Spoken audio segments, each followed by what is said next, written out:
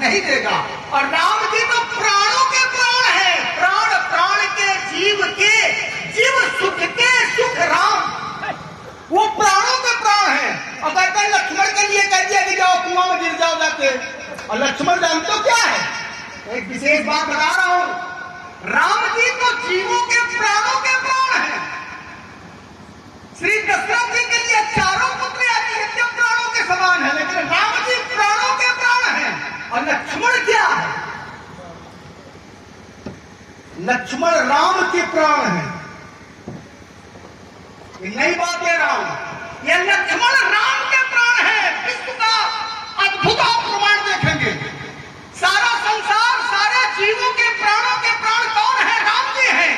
लेकिन लक्ष्मण क्या है, लक्ष्मण श्री राम के प्राण है। वाल्मीकि रामायण, लक्ष्मणो लक्ष्मण संपन्नो वही प्राण इव परम, ये राम के बाहरी प्राण हैं।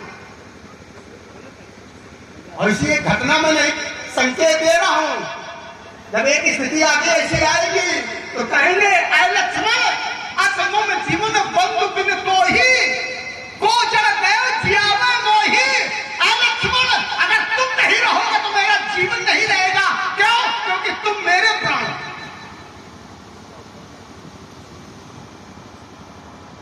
ये न कहो कि लक्ष्मण कुआं में गिर जाए जाके, लक्ष्मण कुआं में चला गया तो सारा संसार चला गया। अरे लक्ष्मण चला गया तो राम जी चले गए, और राम जी चले गए तो कोई बचेगा क्या? इसको इस रहस्य को समझना है। और आगे आइए, महात्मा परशुराम ने कहा लक्ष्मण ने कह दिया सुरोदेव सब धनुष समाना, और उदाहरण भी दिए, कहने लगे सभी हाथी क्या ऐरावत के समान हो सकते हैं, सभी गाय का काम के समान हो सकते हैं, सभी घोड़े का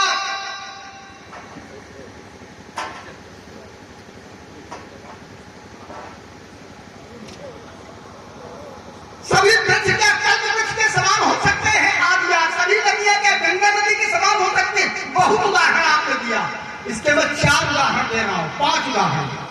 जिस समय परमात्मा ने सृष्टि बनाई तो सबसे पहले क्या बनाया, सबसे पहले बनाया उद्भिद। उद्भिद माने जो पृथ्वी फोड़ करके निकले, और पृथ्वी फोड़ करके घास भी निकलती है, बहुत बड़ा ये वृक्ष भी निकलता है, चाहे पीपल का हो चाहे बट वृक्ष हो, सब निकलते तो पृथ्वी फोड़ करके ही है।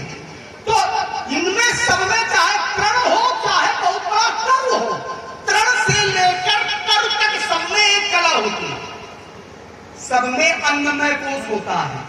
एक कला होने के कारण, अन्नमय कोश होने के कारण, पृथ्वी से उत्पन्न होने के कारण आप लोग कहते हैं ये पीपल का वृक्ष है, ये बरगद का वृक्ष है, लेकिन परमात्मा ने जब सृष्टि बनाई तो कोई भेद नहीं किया, एक ही संज्ञा दी, वो है उद्भिद, कोई भेद नहीं किया। और आगे चलिए, उसके बाद बनाया श्वेत। श्वेत माने पसीना, जामन उत्पन्न होना, पसीने से जिसकी उत्पत्ति हो। इसमें 2 कलाएं होती हैं, अन्नमय और प्राणमय। 2 कलाएं होने के कारण पसीने से उत्पन्न होने का, पसीने से कौन को, जुआ, लीच, छोटे छोटे कीट, ये पसीने से उत्पन्न होते हैं। तो आप कहते हैं ये जुआ है, ये लीच है, ये छोटे कीट है, छोटे जंतु है, लेकिन परमात्मा ने कोई भेद नहीं किया, एक ही संज्ञा दी, वो है। और आगे चलिए, उसके बाद क्या बनाया, अंडक। अंडे से जिसकी उत्पत्ति हो, जैसे सर्प, कछुआ, पक्षी। आप लोगों से कहा गया तो आप कहेंगे सर्प है, ये कछुआ है, ये पक्षी है, यही तो कहेंगे, लेकिन परमात्मा ने कोई भेद किया क्या? ना, उसमें 3 कलाएं होती हैं, अन्नमय प्राणमय मनोमय। अन्नमय प्राणमय मनोमय 3 कलाएं होने के कारण और अंडे से उत्पन्न होने के कारण एक ही संज्ञा दी गई, अंडज। और आगे चलिए, इसके बाद बनाया गया पिंड। जो चौपाए, हाथी हो, घोड़ा हो, गाय हो, बकरी हो, भैंस हो, चाहे कोई भी 4 पैरों वाला पशु हो, इनकी एक ही संज्ञा दी गई, पिंडक। क्योंकि इसमें 4 कलाएं होती हैं, अन्नमय मनोमय प्राणमय विज्ञानमय। 4 कलाएं होने के कारण, पिंड से उत्पन्न होने के कारण इन सबकी संज्ञा एक ही दी गई, वो है पिंडक। और आगे चलिए, इसके बाद बनाया गया जरायु, जिसमें 5 कलाएं होती हैं, अन्नमय प्राणमय मनोमय विज्ञानमय आनंदमय। 5 कलाएं होने के कारण, जरा से उत्पन्न होने के कारण जरायु संज्ञा। आप सब लोग मनुष्य हैं, राम कुमार, श्याम कुमार, प्रेम कुमार, नामधारी अलग अलग हो सकते हैं, लेकिन वस्तुता है क्या, कोई भेद किया क्या? इसीलिए जन्म संज्ञा दी गई। इसीलिए महात्मा जी हमारी जानकारी है, भले ही आपको बालकों की जानकारी लग रही हो, कभी कभी बालकों की जानकारी वेद तत्व की जानकारी हो जाती है और उसको आपको जानना। इसलिए सुनो देव सब धनुष समाना।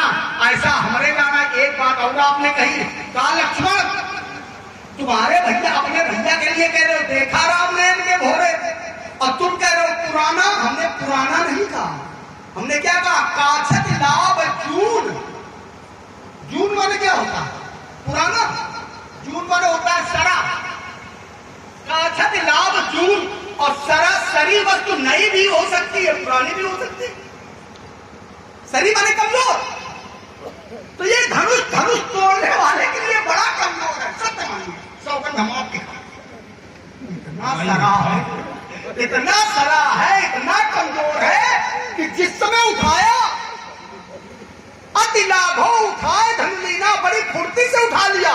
त्रैलोक के लिए गरु था, विश्व के लिए कठोर था, लेकिन धनुष तोड़ने वाले के लिए न ये गरु था न ये कठोर था। तभी तो अति लाभो बड़ी फुर्ती से उठाया और कई क्षण मध्य अनुधर तोड़ा।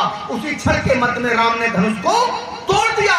तीसरा बिंदु आपका आया, आप कहते हो लक्ष्मण, तुम कहते हो छुअत टूट, कहते हैं छुअत टूट कैसे मान ले? क्योंकि लिया गया, चढ़ाया गया, खींचा गया।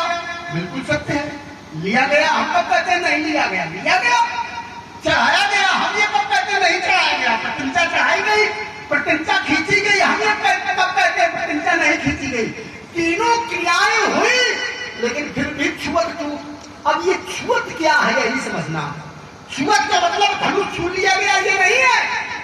छुअत का मतलब है जब प्रतिंचा का कर्षण किया गया तो एक स्थिति बनी, दमको दामिनी जिम जब लयू पुण्य नव धनु मंडल, धनुष मंडलाकार हुआ। मंडलाकार बने गोल आकार का हो गया।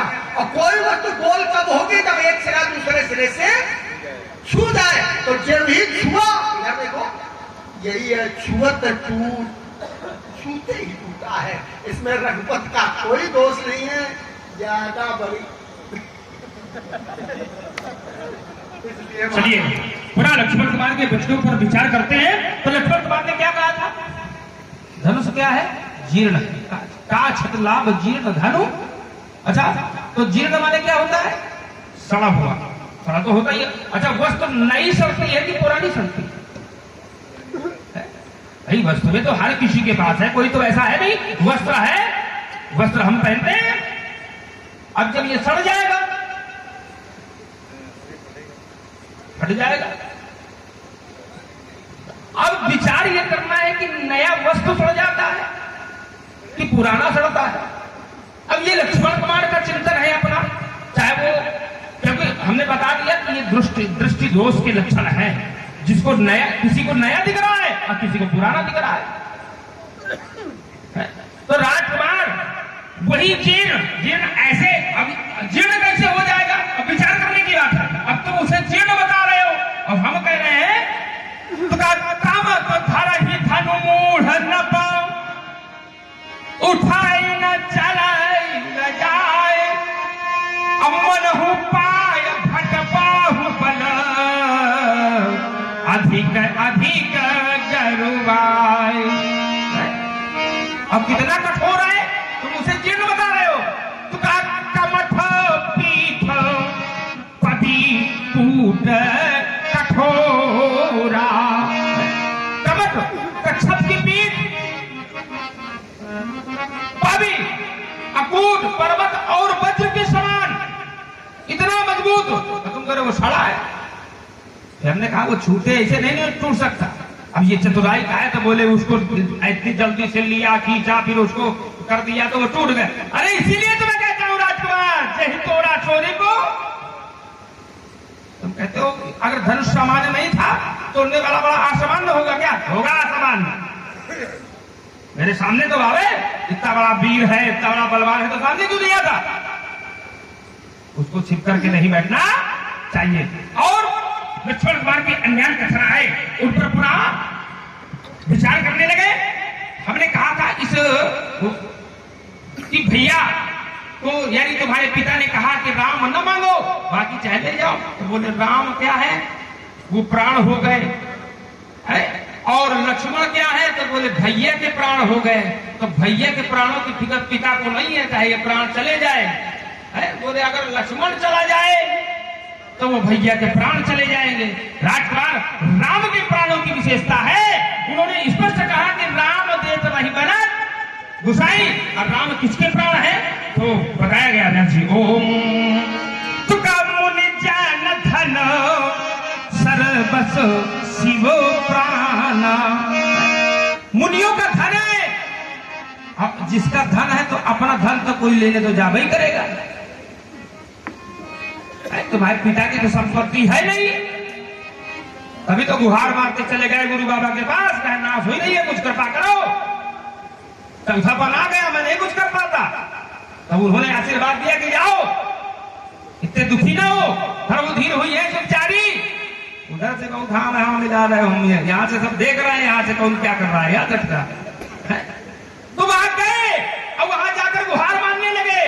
तो कहा गुरु का हक गयऊ ये तुरंत मही पाला, अचरण लागी कर विनय, निज दुख सुख सब गुरु ही सुनायो। अब कहीं वशिष्ठ बहु विधि समझायो, हरहु धीर हुई है सुतचारी, अत्रिभुवन विदित भगत।